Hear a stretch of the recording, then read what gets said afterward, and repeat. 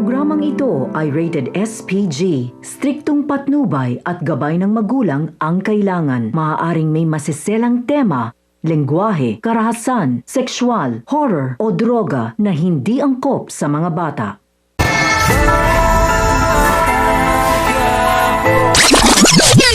Gulat na gulat si Mokang dahil sa pagtatangka ni JP sa kanya. Ngunit nagkamali si JP sa kanyang pag-aakala na madali lang makuha si Mokang dahil alam niya ngang may gusto rin ito sa kanya.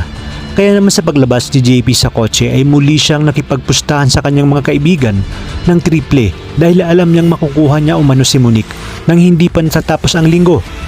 Nakausap ni Monique si Sarah at di nagtagal ay napapayag niya rin ito na umattend sa kanyang debut matapos sabihin ni Monique na napapayag niya rin ang buong tropa ni na JP na pupunta.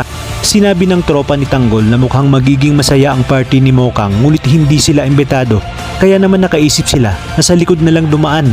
Sa kabilang banda, mapipikon si Rigor dahil sa pang-aasar sa kanya ni Roda na pamilya ito ng mga kriminal dahil ex-convict ang biyanan nito at kaya hindi siya mapromote sa trabaho dahil masama ang ugali ng kanyang pamilya.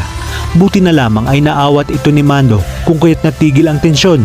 Kinalma naman ni Lena si Rigor dahil sa sobrang init ng ulo nito kaya naman dito sinabi niya kay Rigor na mag-relax lang dahil siya na ang bahala dito.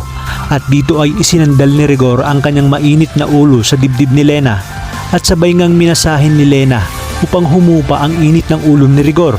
Ay dadayong muli si na Ramon kasama si Greg at si Birino sa Quiapo upang mag-recruit ng mga karagdagang tauhan para sa kanilang business expansion ng kanilang mga illegal na gawain.